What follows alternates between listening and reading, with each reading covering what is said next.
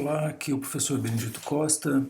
Oficialmente começamos o conteúdo do segundo bimestre com um pouquinho de atraso devido à pandemia, mas como eu tinha prometido para vocês, eu fiquei de gravar uma aula sobre a escrita jurídica, principalmente falando sobre o jargão jurídico, sobre o que seria o juridiquês e também sobre algumas características da escrita jurídica. Para que a gente chegue a esse objetivo de ter um entendimento maior do que seja a escrita jurídica ou escrita forense, eu fiz um levantamento também de situações linguísticas, de uma língua portuguesa, de uma matéria, de uma disciplina de português ou comunicação em português, não sei exatamente o que vocês tiveram no ensino médio.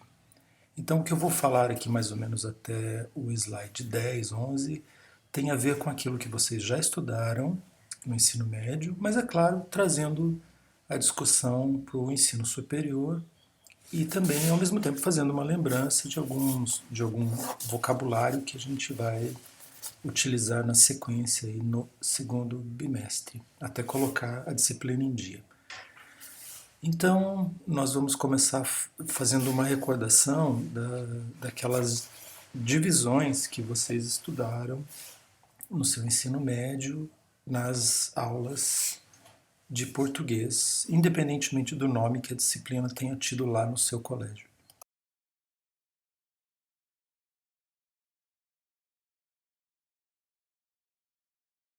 Então, uma maneira que a linguística encontrou para estudar os fenômenos da língua, seja a parte falada, seja a parte escrita, é dividi-las em blocos, né? Como qualquer outra área do saber. O próprio direito também é dividido assim em blocos ou em gavetinhas. A medicina é assim também, a física é assim também, a matemática é assim também, e por aí vai. Cada área do saber tem a sua divisão, o que a gente poderia chamar assim de uma taxonomia. A linguística pensa em dividir a língua do menor elemento dela para o maior elemento. E o menor elemento de uma língua seria o som. Como o menor elemento da língua seria o som, nós temos duas áreas da linguística, a fonética e a fonologia, como vocês estão vendo aí no slide, que se dedicam a estudar essa pequena partícula da língua, que é o som. Não confunda, já esclarecendo, não confunda o alfabeto utilizado na escrita da língua portuguesa, que tem 26 letras oficialmente, com o número de sons que o português tem. Geralmente as línguas têm um número fixo de marcações com as quais você pode escrever a língua. Eu vou falar do nosso caso. No nosso caso, nós usamos o alfabeto latino. Como eu falei, aqui no Brasil oficialmente tem 26 letras. Mas nós temos mais sons. E por que isso ocorre? Porque algumas letras do alfabeto elas não têm um som só. Eu represento a letra de um modo, mas ela tem mais sons. Por exemplo, a letra T. Eu também faço uma divisão do alfabeto entre vogais, no caso do português são 5 vogais, mas são mais sons, e tenho as consoantes. E a junção das consoantes e das vogais elas vão gerar sílabas posteriormente. A fonética e a fonologia vão estudar isso. Essas duas áreas elas vão pesquisar no aparelho fonador do sujeito, que é a parte do corpo humano que é utilizada para fala principalmente, quais sons são produzidos ali numa determinada língua. E ao mesmo tempo, essas duas áreas também vão se preocupar numa forma de grafar isso, de mostrar como esse som se dá numa possibilidade de escrita dessa língua ou numa possibilidade de fazer uma transcrição fonética da língua, que é o modo como a língua se dá quando o sujeito fala, de fato. Então são as duas primeiras áreas da linguística, fonética e fonologia. Elas são muito próximas, elas têm muitos elementos em comum, mas cada uma delas tem um objetivo dentro da linguística. E a partir dela nós vamos estudar a parte seguinte, que vai ser a palavra. Então valeria lembrar também que a fonética e a fonologia, elas não têm tanta preocupação para o operador do direito. Mas valeria lembrar também que, como operador do direito, ele utiliza a fala no seu dia a dia e não apenas a escrita, então seria interessante também pensar no aspecto do som da língua. principalmente porque esse operador da língua utilizará profissionalmente a língua no seu dia a dia, no seu trabalho.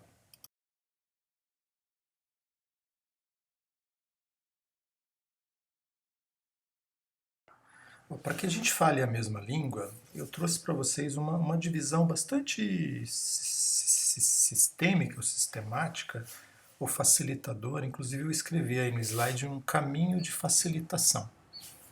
Então, quando a gente pensa em estrutura, eu gostaria que a gente recordasse do primeiro autor que nós vimos, que foi o Michel Pechet, quando ele fala de estrutura, do que nós estamos realmente falando. E nesses dias eu tenho lido várias dissertações e teses que alguns programas da cidade estão fazendo as defesas à distância, online, e eu acabei lendo algumas dissertações e teses, e sempre eu encontro algumas situações curiosas do direito e que nos interessam. E aí me ocorreu montar essa aula para vocês. Primeira divisão de que a gente pode falar na linguística, e daqui a pouco eu vou explicar o que nos cabe em relação a isso, o que a gente pode usar da linguística na área do direito exatamente. A primeira divisão que a linguística tem, a mais básica, seria o elemento menor da língua, que seria o som. Então, todas as línguas são formadas por sons. Esses sons acabam formando sílabas, acabam formando palavras. As línguas não são todas iguais. Algumas línguas são, por exemplo, monossilábicas, silábicas. Outras línguas não. Tem palavras. Algumas palavras, inclusive, são bastante longas, como é possível no português, palavras que têm mais de 3 sílabas. Às vezes as palavras podem ter muitas sílabas mais. Línguas como o grego, o turco, permitem palavras imensas, ou o alemão. Mas a parte menor da língua é o som. Então, e que área da linguística que estuda o som? Basicamente, nós temos duas áreas da linguística que são a fonética e a fonologia. Eu não vou me esticar nesse assunto, porque o curso não é de letras, não interessa muito, mas assim, vamos pensar que a fonética e a fonologia são as áreas da linguística que vão verificar quais são os sons possíveis da voz humana e quais são os sons dessa voz humana que vão aparecer em determinadas línguas. A partir desse levantamento, a gente pode, por exemplo, fazer então uma escrita dessa língua. Grande parte das línguas que são próximas da gente utilizam uma escrita alfabética, e essa escrita alfabética tem a ver com os sons que nós utilizamos para falar, para escrever também. Assim, o alfabeto agora oficial do português tem 26 letras. Isso não quer dizer que que nós tenhamos 26 sons, nós temos mais sons. E a gente costuma dividir entre as vogais, né, em português A, I, O, U, que não são só 5. Essas vogais elas têm uma variação um pouquinho maior em português. E nós também temos as consoantes, que também têm uma variação sonora, às vezes bastante interessante, por exemplo, como a letra T em português, que tem uma variação um pouquinho maior que em outros idiomas. Alguns idiomas não têm alguns sons, alguns idiomas têm mais sons, alguns idiomas têm sons que nós em português não temos, e a fonética e a fonologia que vão se debruçar sobre essa área. A segunda área da linguística que interessa, e essa área ela não é nova, muitos povos antigos já faziam uma divisão assim, embora eles não estudassem fonética e fonologia, eles estudavam grupos de palavras.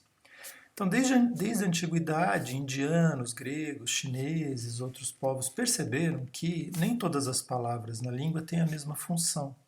Então, por exemplo, algumas palavras na língua nomeiam as coisas, são substantivos. Algumas palavras na língua dão a noção de ação, ou um ato, ou uma situação. São os verbos.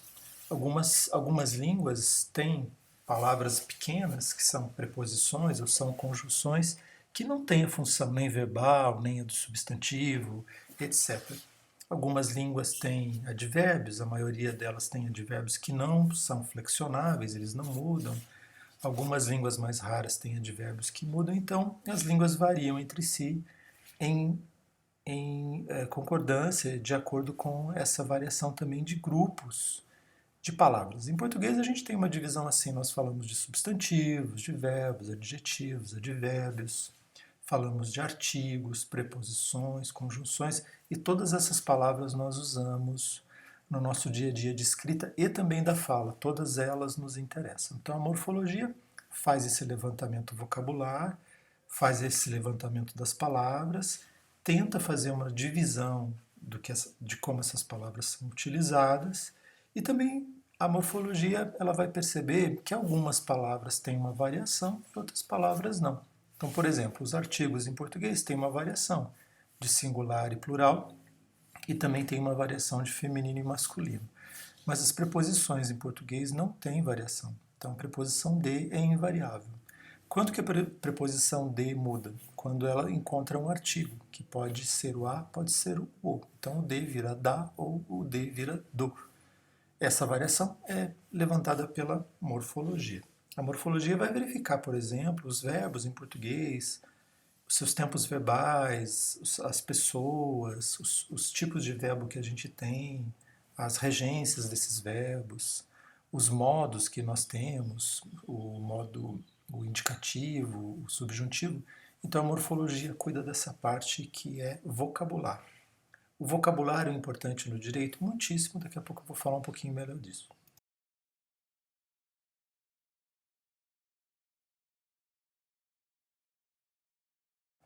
Então, se a gente pensar de uma maneira assim bem simplista em relação às línguas, então a gente vai ver que a língua tem um andamento da parte menor para a parte maior, para que isso assim fique mais claro para vocês que são do direito. Então, nós temos o som, como eu já falei, temos a palavra, e qual é a estrutura que vem depois, no caso das línguas? São as frases.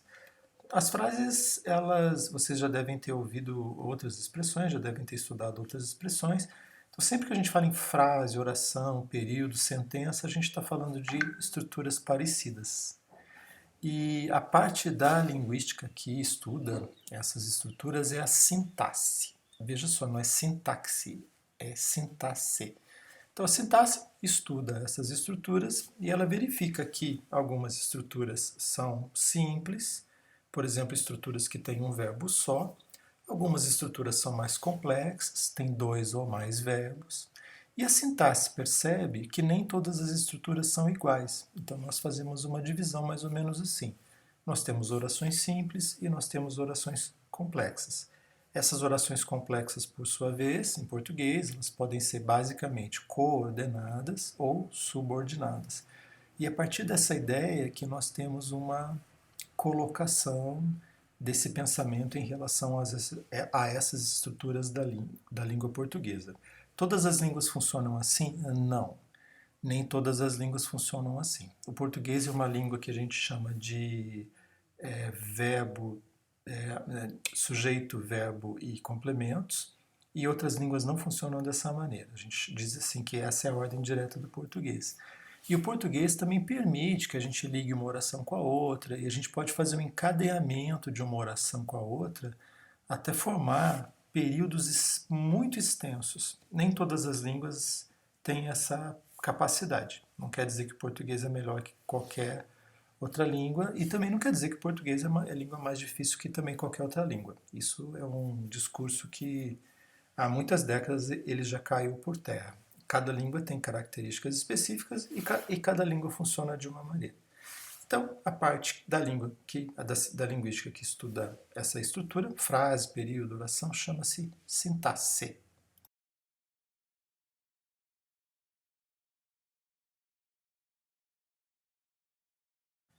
Recentemente, se você procurar um livro do começo do século passado, até meados do século passado, eu estou aqui com uma gramática de 1888, do século retrasado, não se estudava exatamente uma linguística textual. Esses estudos são razoavelmente recentes, mas cabe à linguística também estudar as características do texto.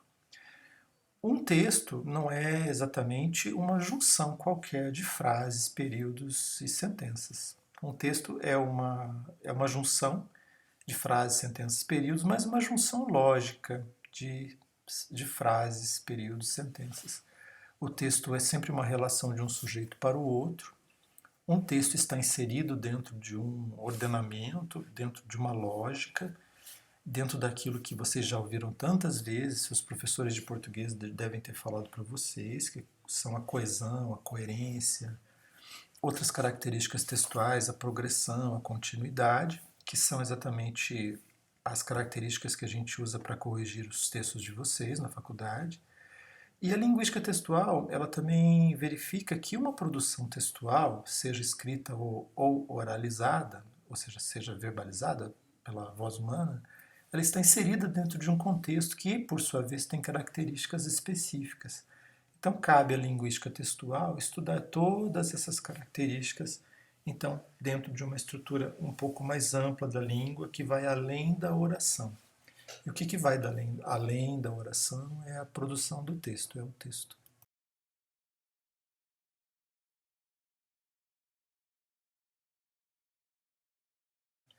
E muito mais recentemente ainda, nós temos falado em uma análise do discurso.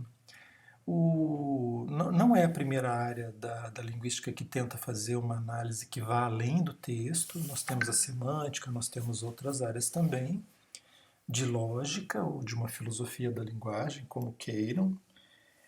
Mas esta área ela não é exatamente pacificada na linguística, inclusive alguns linguistas não aceitam muito bem o seu fundamento, o seu ordenamento, embora haja muitas pessoas mundo afora estudando isso e verificando suas possibilidades, é o que a gente tem tentado fazer nessa disciplina. É uma área da linguística que tenta então ir além da produção textual. Então eu já falei lá que a linguística textual estuda as características do texto, e inclusive estuda esse texto dentro de um contexto, sabe que essa produção textual é feita de um sujeito para o outro, mas a análise do discurso ela tenta ir além dessas investigações. Ela vai de uma forma mais profunda, então, verificar o que um texto quer dizer, o que um texto pode dizer, o que um texto pode querer dizer. E aí ela não vai se dedicar às estruturas mais simples. Quando eu falo em simples, não quer dizer que elas não sejam de interesse, ok? As estruturas mais simples da língua, o som, a palavra, a própria sintaxe. A análise do discurso ela vai além disso, porque ela vai investigar aquilo que o texto não mostra. Aqui nós dizemos assim em termos Foucaultianos, aquilo que atravessa o texto. E desde o começo do semestre, desde a nossa primeira aula, eu tinha proposto a gente verificar justamente isso. Aquilo que o texto jurídico não mostra, mas que está inserido nele, aquilo que atravessa o texto jurídico e que a gente pode pensar dele, entender dele, investigar dele e, a partir dessa discussão, dessa investigação, tirar conclusões acerca dele.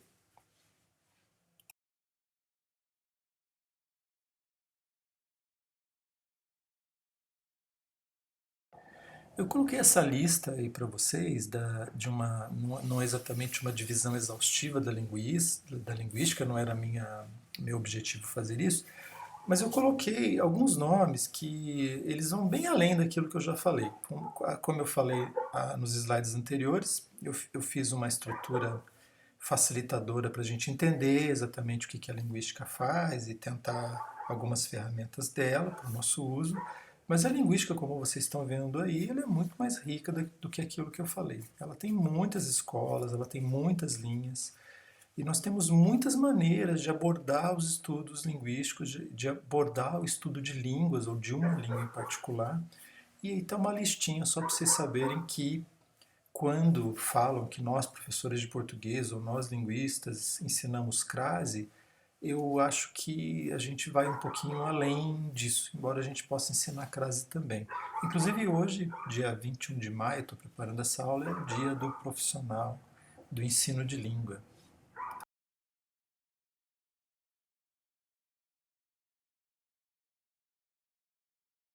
Vamos pensar um pouquinho como que a questão fonética e fonológica nos interessam. É muito pouco, em verdade.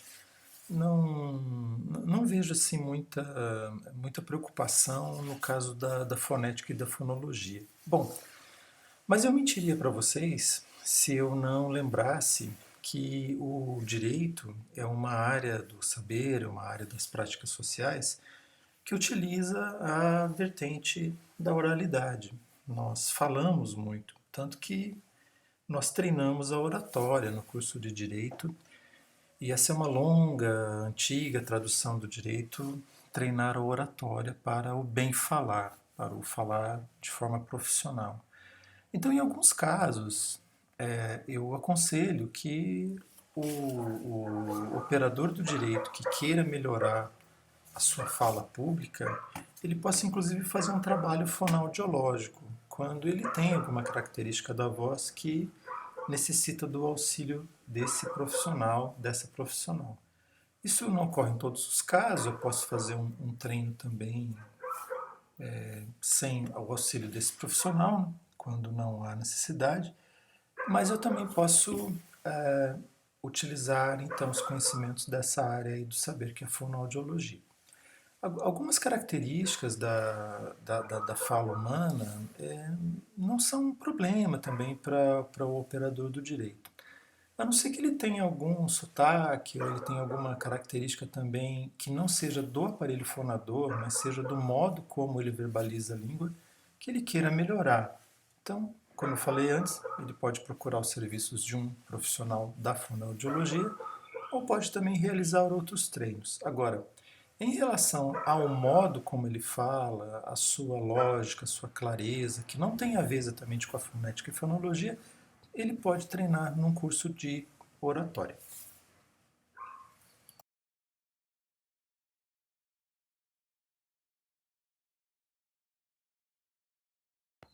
Uma das áreas da linguística que mais interessam aos operadores do direito é justamente a área da morfologia. Então, eu trouxe algumas situações para vocês que nós vamos chamar de questão morfológica. Bom, a primeira situação que nós temos é a situação da palavra. Então, o texto jurídico, como ele é um texto como outros textos, quaisquer, ele é feito por palavras, basicamente. Então, nós vamos ter palavras que são hora de uso do direito e horas que são de uso comum, que fazem parte da estrutura da língua portuguesa. Quando eu falo em expressão, eu estou me referindo a um conjunto de palavras. Então, uma expressão pode ter duas ou mais palavras. Então, seria uma expressão. Essa expressão pode ser uma expressão que tem a função de substantivo, pode ser uma expressão que tem a função de adjetivo, pode ser uma expressão que tem a função de advérbio, e também pode ser uma expressão verbal, porque eu tenho locuções verbais que são expressões que têm mais de um verbo. Por exemplo, quando eu tenho um verbo auxiliar.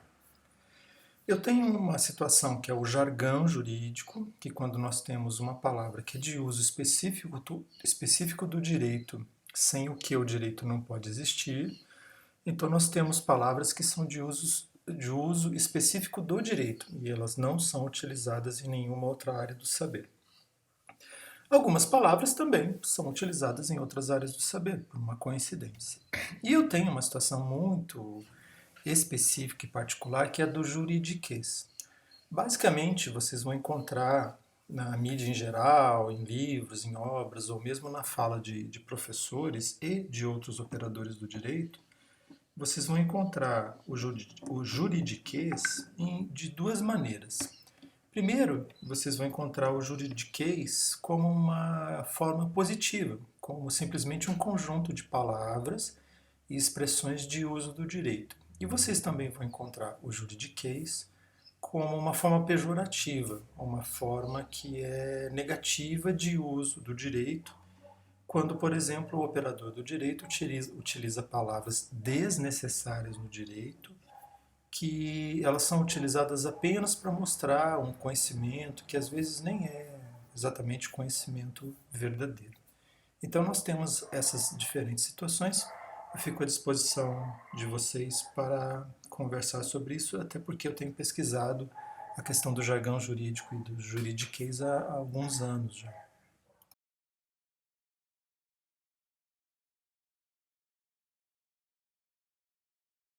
Alguns exemplos de uso da palavra. Então, na primeira linha, vocês têm as palavras sentença, caso, partes, juízo, provas, audiência. Essas palavras, elas não são apenas utilizadas no direito. A própria palavra sentença, ela é utilizada também na linguística, mas com um outro sentido, totalmente diverso daquele sentido usado no direito. A palavra caso é uma palavra extremamente comum e de uso cotidiano, inclusive. A própria palavra parte também não é uma palavra rara. E mesmo a palavra juízo, ela não é também uma palavra rara. As pessoas também utilizam isso no dia a dia, mas referindo-se a um outro objeto, referindo-se a uma outra coisa. Todas essas palavras aí da primeira linha, sentença, caso, partes, juízo, provas e audiência, são palavras comuns da língua, mas que no direito têm um uso específico, um uso particularizado, e essas palavras fazem parte de uso comum do direito. Se você retirar essas palavras do uso do direito, vai ficar difícil encontrar muitas vezes sinônimos para elas. Então, são palavras comuns, aceitas por qualquer gramática, aceitas por qualquer dicionário, aceitas por qualquer profissional da área do ensino de língua portuguesa, do ensino de gramática e do ensino da própria linguística sem problema nenhum.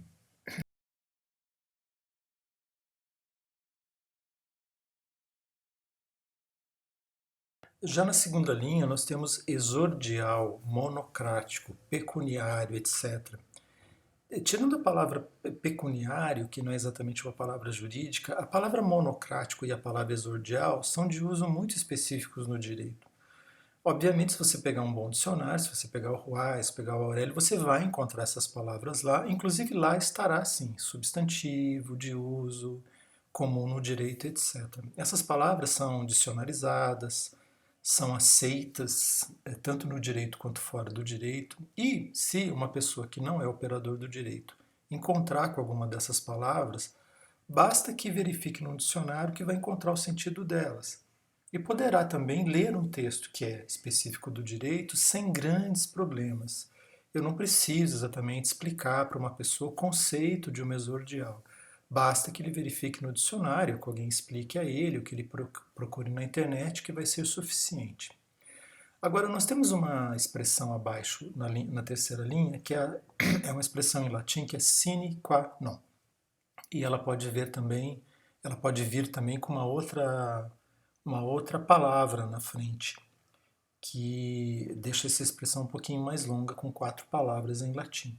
A expressão sine qua non, que quer dizer sem o que não, sem a qual não, sem o qual não, é uma expressão latina que é utilizada também em outras áreas. A gente fala isso em outras áreas, uma condição sine qua non, ou sine qua non conditio, ou conditio sine qua non, tanto faz, e ela é usada muito no direito. Assim como há outras expressões em latim no direito, nós temos a expressão sine qua non, que ela é bastante utilizada e também ela não traz nenhum problema aí de ordem de sentido.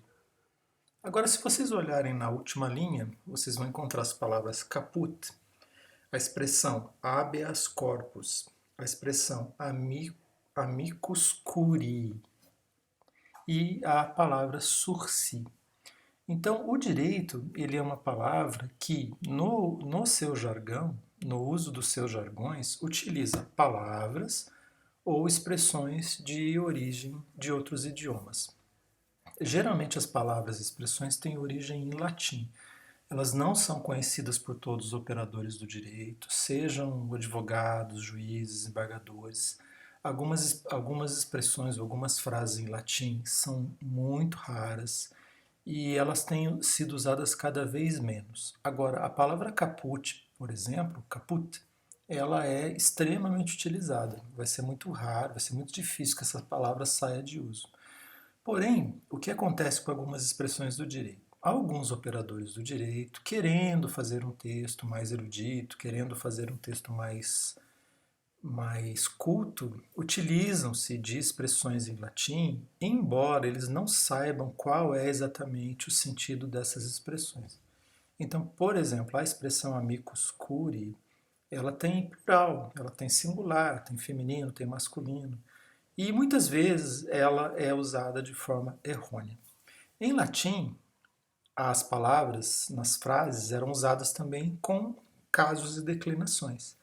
E então eu não posso usar meu bel prazer se eu não conheço as expressões, porque é mais feio eu usar a palavra de forma errada do que eu tentar fazer um texto bonito e sem saber exatamente sobre o que eu estou escrevendo.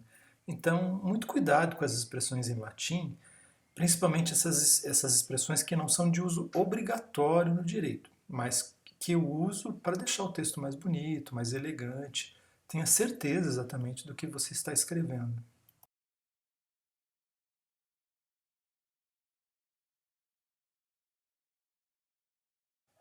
Agora eu pediria que vocês fizessem algumas verificações em específico.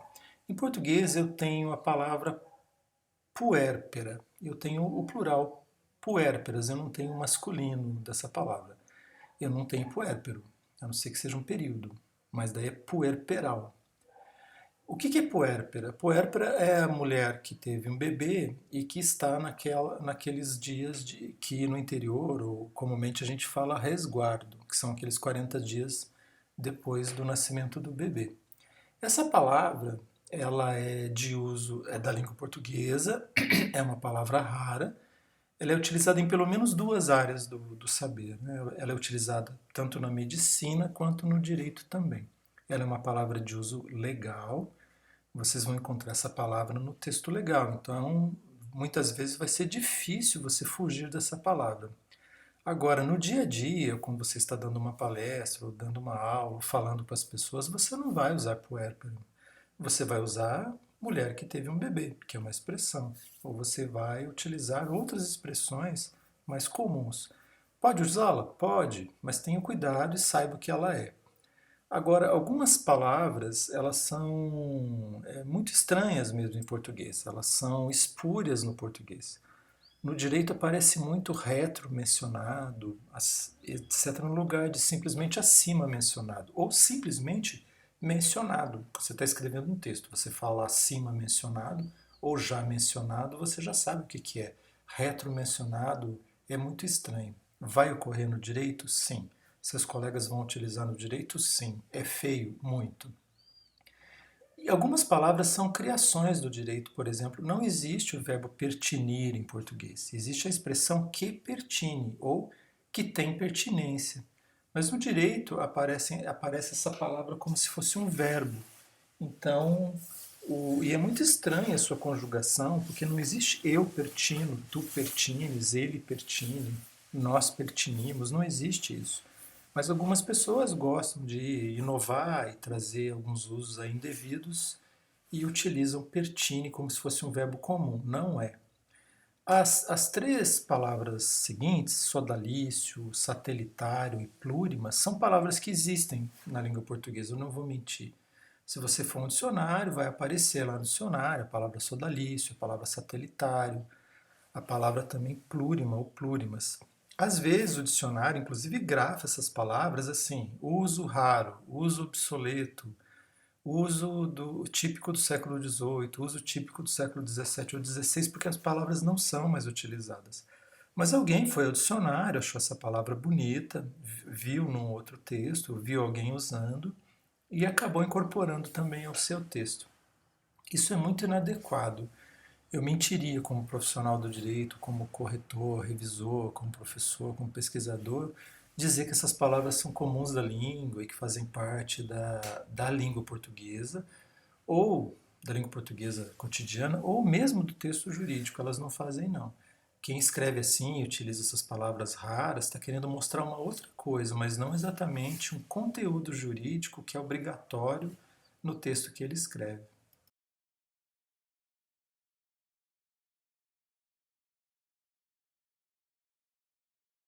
Antes de eu continuar, preciso explicar algumas situações para vocês. Então, a língua portuguesa é uma língua que funciona da seguinte maneira. O português permite que algumas palavras tenham prefixos. Então, aí eu coloquei alguns prefixos para vocês como exemplos. Em português nós temos o prefixo pre, nós temos o prefixo re, nós temos o prefixo a, que às vezes dá uma ideia de negação.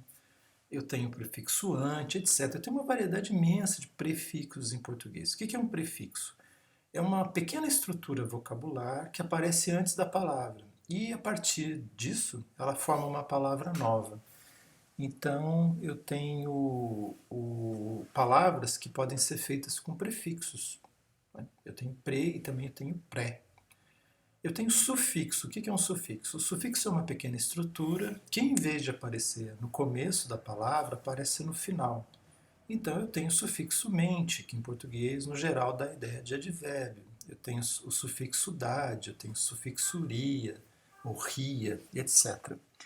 E eu ainda tenho nas línguas um infixo, que quando uma estrutura aparece no meio da palavra. Isso não é comum em português. Alguns dicionários, algumas gramáticas dão o exemplo da palavra quaisquer, que é o plural de qualquer. Não é qualqueres, né? O plural é quaisquer. Mas ali não é exatamente um infixo que aparece, é mais uma desinência que, por um motivo muito peculiar na história da gramática portuguesa, apareceu ali numa palavra e é a única palavra que eu conheço que tem um plural interno. Mas então, quando a gente fala de produção linguística, nós estamos falando na seguinte situação. A língua portuguesa é uma língua viva, como qualquer outra língua falada. E é uma língua que permite que eu utilize prefixos, sufixos, até mesmo a possibilidade de ter infixos, formando palavras novas. Mas aí vai uma situação muito particular e muito importante. O fato de haver em português prefixos e sufixos não me dá o direito e a liberdade de montar qualquer palavra com qualquer prefixo e sufixo.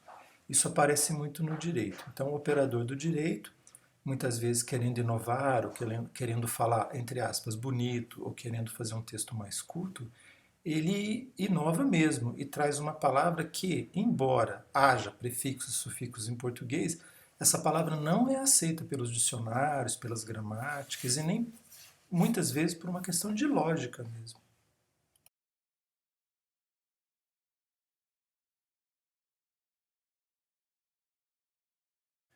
A outra situação que eu tenho em português diz respeito às desinências. Então, o que é uma desinência? Como vocês estão vendo aí, eu tenho uma desinência, que é uma pequena estrutura vocabular, que é o caso do o caso do a, que gera masculino e feminino em português. Só que olha só, nem todas as palavras têm masculino e feminino. A palavra porta é uma palavra feminina, mas ela não tem porto, não é um masculino de porta. Por acaso existe a palavra porto em português. Agora, algumas palavras permitem que eu alterando o o e o a final, eu tenho a diferença de masculino e feminino. Isso ocorre com qualquer palavra? Não. Alguns nomes de animais, por exemplo, cavalo e égua, eles não têm essa mesma estrutura. Então não basta eu usar uma desinência de masculino e feminino para que eu encontre o masculino e feminino das palavras. O S em português, ele geralmente dá a ideia de plural. Então, no geral, na grande maioria das palavras, principalmente, né, os substantivos, eu coloco um S no substantivo e ele vira plural. Então tem a palavra porta, como eu falei antes, e a palavra portas dá o plural de porta, que é mais de uma porta. Agora, nem todas as palavras em português, elas também têm plural apenas com S. Muitas vezes eu preciso colocar um ES, eu preciso ter um outro uso ali, principalmente as palavras terminadas em ão, que podem ser ães, ões, ães. São as únicas desinências em português? Não. Eu tenho, como vocês estão vendo aí, na terceira linha, desinências verbais. O que são as desinências verbais? São aquelas terminações dos verbos que dão a ideia de que pessoa fala no verbo, qual é o tempo verbal e qual é o modo verbal que ocorre. Então, se eu vejo a palavra corro, eu sei que se trata do verbo correr, eu sei que se trata da primeira pessoa do singular, eu sei que se trata ou seja, é a forma singular, né, do verbo, a primeira pessoa. Eu sei que é presente e eu sei que é a forma do indicativo. Então, olha só que interessante. Apenas um o que aparece na palavra correr, ela dá em português, para quem ouve, todas essas situações aí de pessoa, tempo e modo do verbo. Agora, isso me permite que eu transforme qualquer palavra, que eu pegue um substantivo e transforme no verbo, ou eu pegue um verbo e transforme no substantivo? A resposta é muito clara, muito objetiva, não. Então procure trabalhar com as palavras que existem, gente. Não criem, não inventem palavras. E se você encontrar ao longo de um texto uma palavra estranha, uma palavra diferente, diferentona, tenha dúvidas dela, vá atrás e procure, porque é muito feio, viu? Eu vejo muita coisa muito absurda no texto do direito.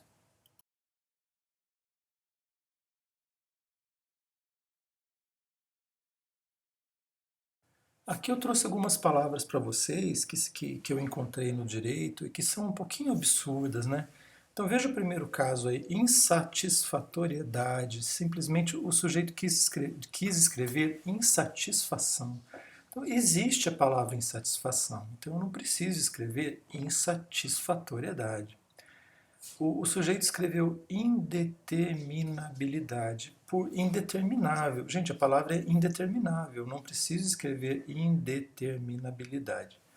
O sujeito escreveu abstrativização, e o que ele queria escrever, em verdade, era abstração. Olha só, é muito mais curto, mais bonito, e a palavra existe no dicionário.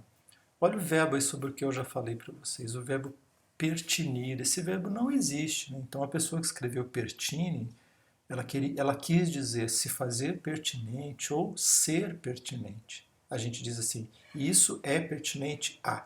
Essa é a regência da expressão ser pertinente. Esse verbo aí, eu confesso que eu nem sei o que é. O sujeito criou um verbo, retiligar. Esse verbo não existe. Embora no direito haja realmente situações verbais muito estranhas, esse verbo ele não cabe. Olha só que situação esquisita, eu nunca tinha visto isso, esses dias eu encontrei, que o juiz estaria permito a. E o sujeito quis escrever assim, o que o juiz teria permissão de. Então nós temos a expressão ter a permissão de, eu não posso transformar essa palavra permissão, que é um substantivo, eu não posso pegar essa palavra e transformá-la num verbo, embora exista o verbo permitir, e colocar o verbo permitir no particípio passado que não existe. Até porque o particípio passado do verbo permitir é permitido e não permito. Eu não digo que o juiz era permitido, eu não digo isso. Eu digo que ao juiz era permitido que. A expressão é um pouquinho mais longa. Eu tenho a palavra aí que o sujeito usou, vulneram. Ele quis dizer que os adolescentes, lá no caso do texto, tornavam-se vulneráveis. Veja só que coisa estranha. Então, em vez de eu dizer assim que os sujeitos se tornam vulneráveis, eu digo que os sujeitos vulneram, gente. Isso não existe. Né? O sujeito escreveu garantístico no lugar de por, de com garantias de, ou ter garantias de. Isso não existe, isso é muito feio. E vejam a última palavra também e vejam a situação dela, que é bastante estranha para a língua portuguesa. Então, aquilo que é espúrio à língua portuguesa, gente, não é jargão jurídico e estará inserido dentro daquela ideia do juridiquês quando eu uso a expressão juridiquês de uma forma pejorativa. Então, cuidado com isso, porque isso não é nada bom.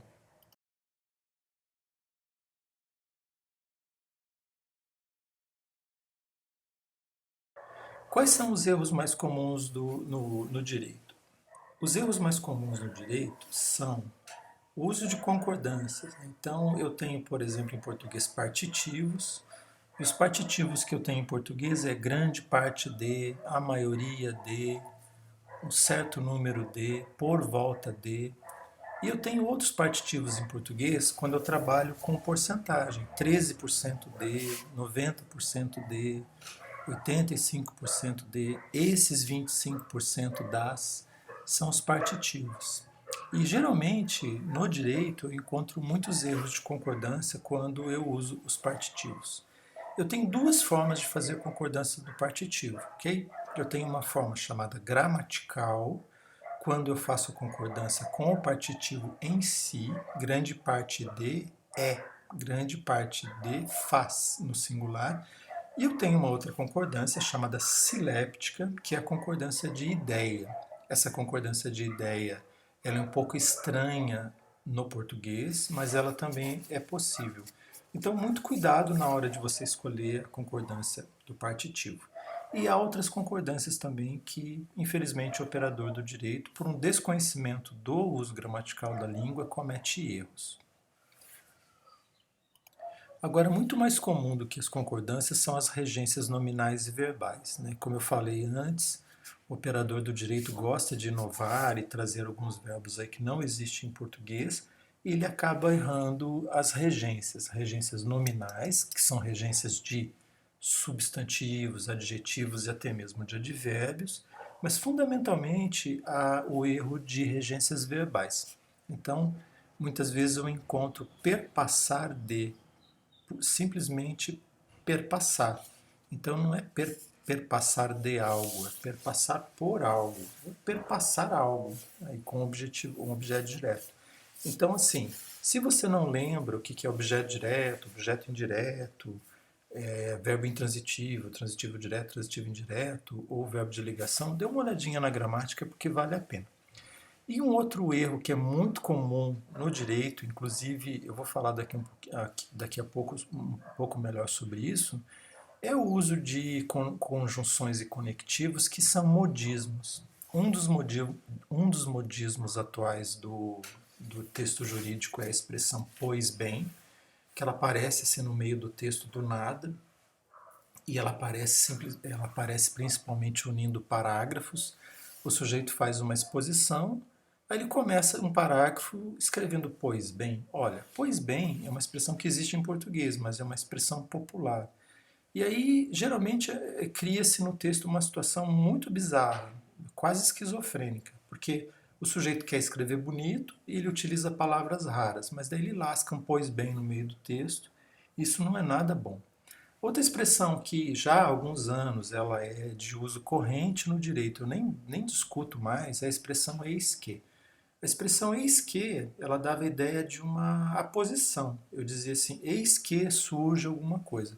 E no direito é a única área de todo o universo da língua portuguesa, as pessoas usam o eis que como se fosse uma conjunção explicativa. E isso é muito feio, é muito estranho. Mas virou um modismo, os colegas operadores do direito utilizam e eu aviso os advogados, aviso os operadores que aquilo está errado, mas se ele quiser continuar usando, uma liberdade que ele tem.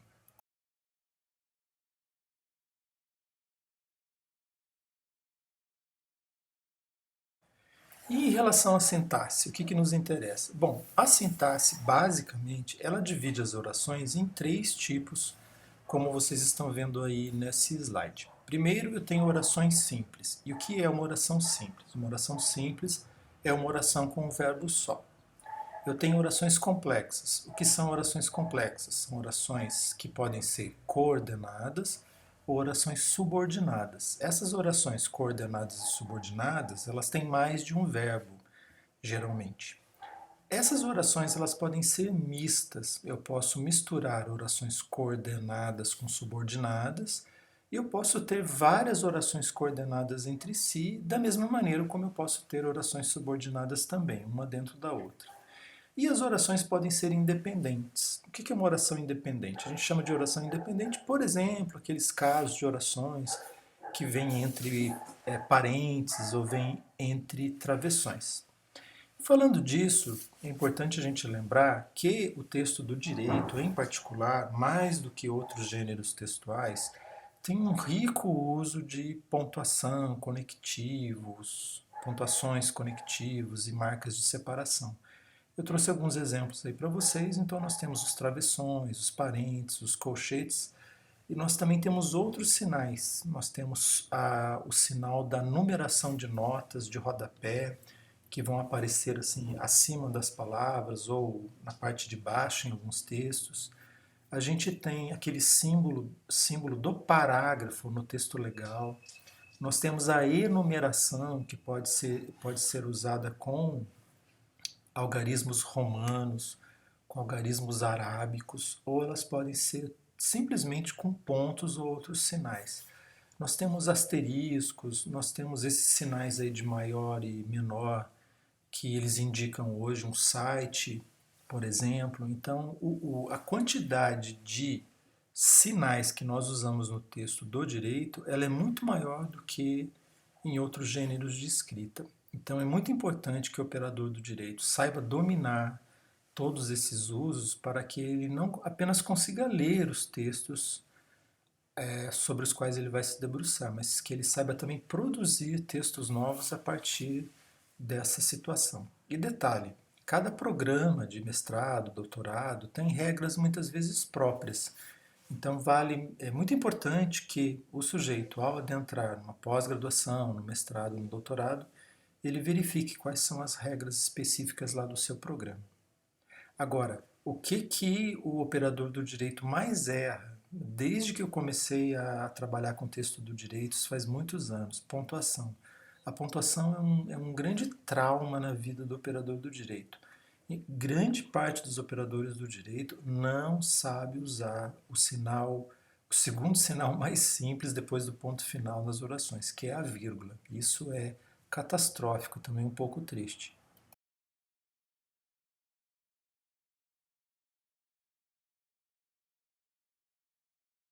Falando de sintaxe, eu trouxe alguns exemplos aí de conectivos para vocês. Eu já tinha falado de alguns deles. O eis que aparece como uma conjunção explicativa. O ainda, que aparece também do nada, juntando orações dentro do parágrafo, ou pior, juntando parágrafos. Esse ainda existe em português, mas ele é usado geralmente de forma errada. E também o isso porque, que é uma expressão também conclusiva, mas ele não pode começar uma oração que seja uma oração subordinada. Se a oração é subordinada, o isso porque ele não vai começar uma oração, ele vai estar depois de uma vírgula.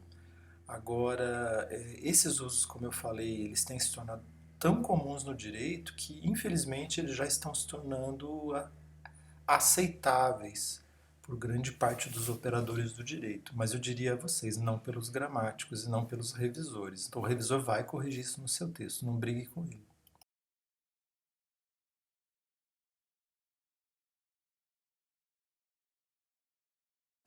Fechando aqui a aula de hoje, para a gente poder continuar isso na semana que vem, daí com questões mais complexas, eu trouxe alguns exemplos para vocês que não são exatamente erros gramaticais, mas são erros de lógica, são erros que aparecem no texto do direito de uma forma muito bizarra. Então, nós temos um exemplo de pleonasmo, que é na primeira linha, marginalizados do contexto social. Uma pessoa marginalizada só pode ser do contexto social. Então, não vou dizer que ela é marginalizada do contexto social, isso é um pleonasmo vicioso. A segunda linha é um absurdo. Se eu falo em alteridade, já estou falando do outro. A alteridade do outro não tem sentido. É a mesma coisa que falar em elo de ligação. O elo ele já é um elo de ligação. E eu tenho visto muito essa expressão embaixo, a última, que é perguntar às partes. Você não pergunta, você faz perguntas para as partes. Então, se você vai grafar desse jeito, tem que ter um acento. O acento grave aí que representa essa crase. Você não pergunta a uma pessoa, você faz pergunta para uma pessoa. E eu tenho visto isso com uma frequência um pouco assustadora. Eu vou fechar a aula aqui de hoje. Espero que ela tenha sido abrangente sobre um aspecto, mas que ela tenha sido esclarecedora também em relação a outros aspectos das estruturas do texto do direito. E a partir da aula que vem eu vou trazer outros exemplos para a gente pular da questão de uma estrutura para as questões de análise do discurso, né? Essa disciplina sobre o discurso jurídico, e para que a gente possa avançar então nas questões, daí eu vou trazer o terceiro autor para vocês, que vai ser o Bakhtin. Eu vou colocar uma aulinha extra só sobre o Michel Foucault. Ainda há alguns pontos lá que eu gostaria de fechar. Não vai valer para avaliação, mas ele vai ser também esclarecedor se alguém quiser fazer pesquisas utilizando esse autor em relação aos discursos do direito. Agradeço a atenção de vocês, desejo uma boa semana, até semana que vem.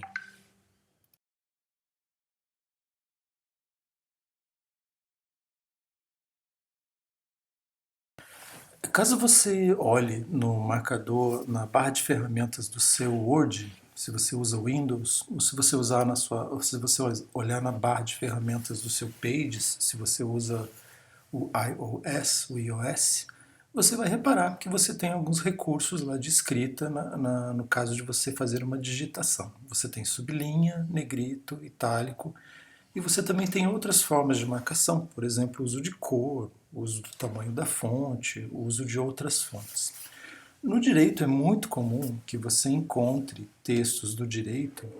Dê uma olhadinha, um exemplo muito bom, dê uma olhadinha no texto do ministro do Supremo, Celso de Mello, essa semana, no caso da investigação lá sobre a possibilidade de o presidente ter querido gerir, interferir na Polícia Federal.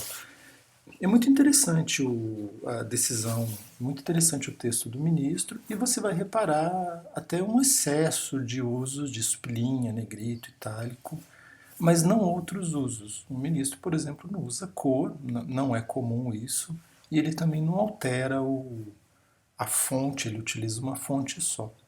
Mas de uns tempos para cá, com o uso cada vez mais comum dos computadores, porque isso não era exatamente comum quando os textos todos eram datilografados, com o uso comum dos computadores, a sublinha, o negrito, o itálico, eles ficaram muito comuns no texto do direito. Geralmente, as dissertações, os TCCs, as teses do direito também têm um excesso de uso de notas de rodapé. Isso virou uma característica do texto jurídico. Não quer dizer que o texto jurídico obrigue o cidadão a usar sublinha, negrito, itálico e outros. Então fica aqui uma dica. Você não é obrigado a usar sublinha, negrito, itálico e outras marcações no seu texto, apenas quando isso é absolutamente necessário. Então, por exemplo, você faz uma citação direta de um livro, ou você faz uma citação direta de um acórdão. Você pode chamar a atenção do leitor utilizando a sublinha, utilizando o negrito e até mesmo o itálico. Geralmente a gente usa o negrito para chamar a atenção do leitor nesse caso. E aí, numa nota de rodapé, ou logo após a citação, você escreve entre colchetes, por exemplo, grifo nosso. Ou você vai utilizar grifo do autor quando foi o autor que grifou. Há um problema muito grave quando você usa demais sublinha, negrito, itálico, que às vezes você usa tudo junto. No texto do ministro, por exemplo, você tem sublinha e negrito, você tem itálico e negrito. Porque o leitor ele vai ficar pensando assim, nossa, mas o que é exatamente importante nesse texto? É o verbo? É o objeto do verbo? É essa expressão que o ministro usou? Então, assim, não exagere no uso desses recursos, porque você só vai atrapalhar a leitura do leitor, e isso não é exatamente acadêmico.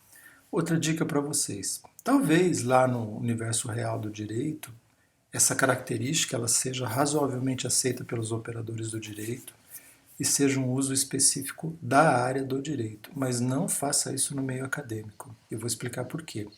O meio acadêmico ele não vai aceitar esses usos, uma vez que tanto a sublinha, quanto o negrito, quanto o itálico e também outras marcações, por exemplo a cor, elas têm uso específico na produção de um texto acadêmico. Então, divida, faça uma separação entre um texto realmente acadêmico e um texto que é da realidade mesma, da realidade, desculpe o trocadilho, real do que acontece lá fora no caso do trabalho dos operadores do direito, no trabalho diário deles. Mas não exagere, tá? Não vai adiantar nada. O leitor não vai pensar assim, nossa, que bacana essa marcação, estou muito feliz de lê-la.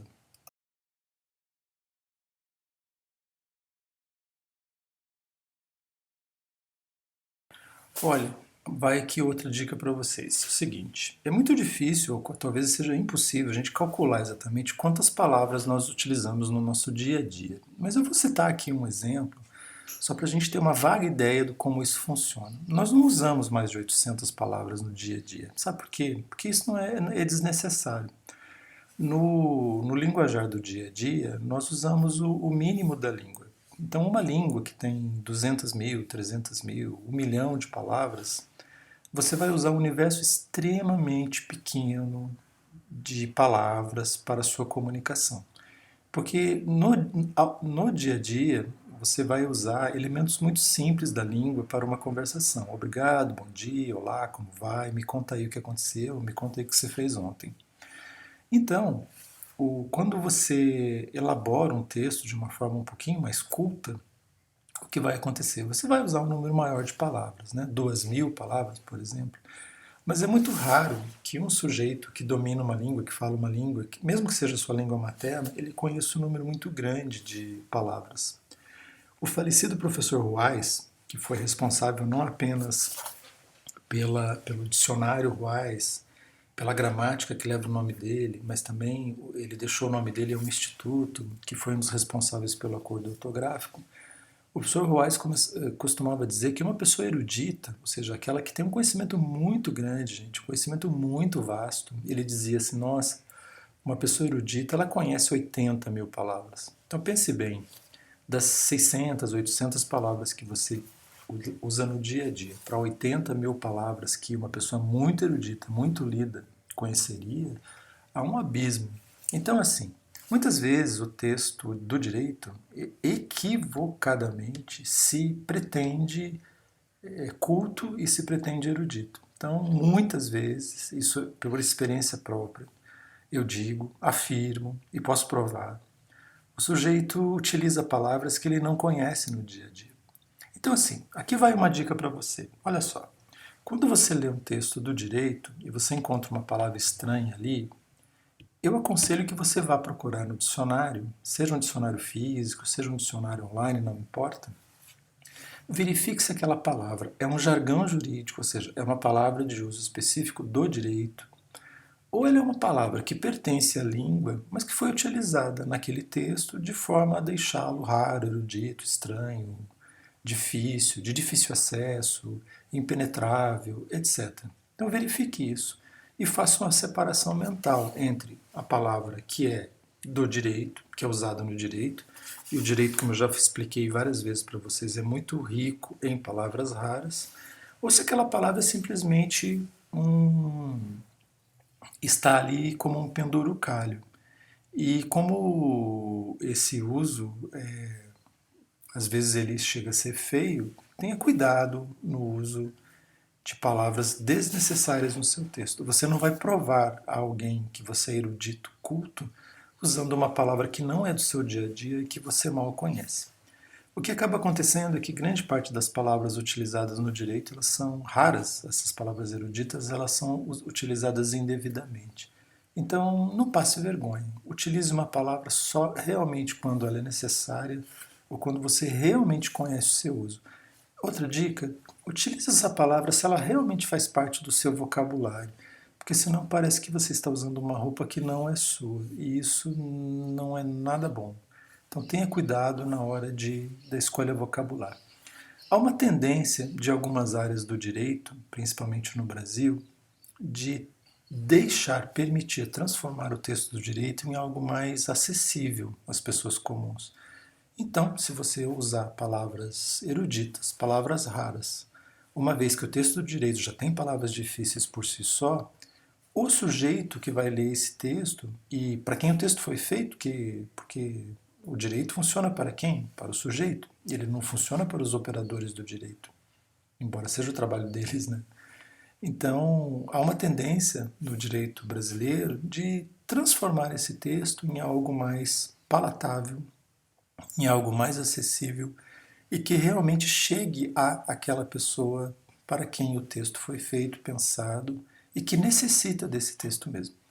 Eu tenho trabalhado com grandes escritórios em Curitiba, excelentes escritórios em Curitiba, que têm feito esse caminho, inclusive de traduzir o texto do direito para as pessoas comuns. E o resultado tem sido bom, o resultado tem sido bonito, o resultado tem sido profissional. E olha só que coisa interessante. Com esse caminho percorrido por esses escritórios, em vez de o texto ficar feio, ultrapassado ou rigoroso demais, o texto tem ficado bonito, acessível e muito, muito bacana.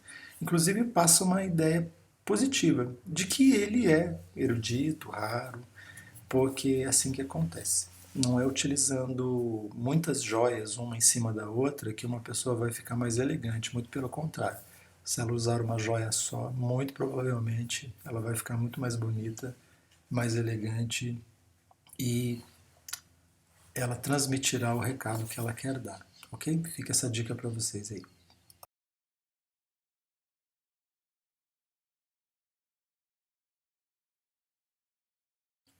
No nosso primeiro encontro, que foi presencial, ou na segunda aula, não lembro bem, eu comentei com vocês o seguinte, que uma pessoa, para escrever bem, ela precisa ler. Sem a leitura, nunca alguém vai escrever bem.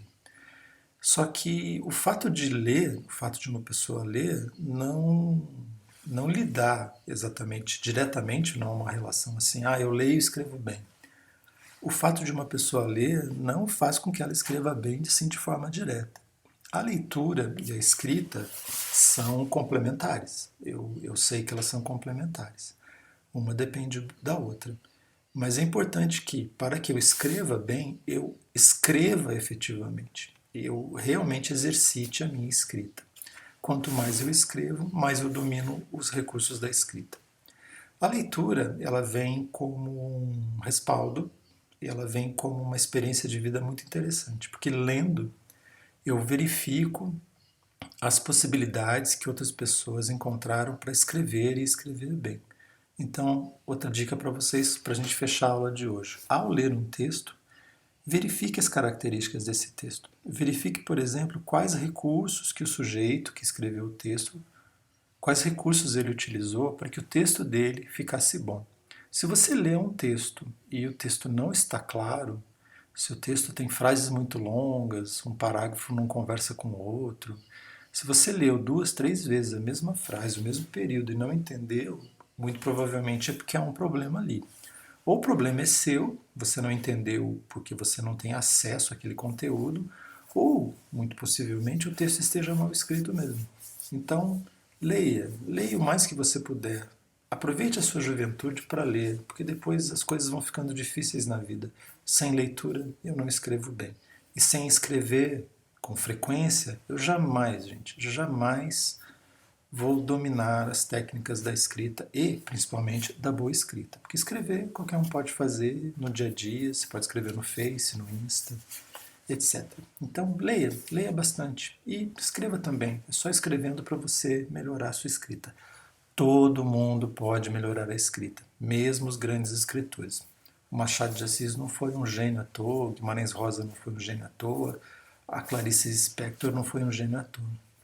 A Clarice, por exemplo, conta-se que ela chegava a escrever, gente, 40 vezes a mesma coisa, até que ela ficasse satisfeita com o que ela escreveu. Então é só escrevendo mesmo para a gente dominar a escrita e as técnicas dela, a clareza, etc. E depois aquelas características que todos nós sabemos que o texto deve ter, né? Coesão, coerência, progressão, continuidade.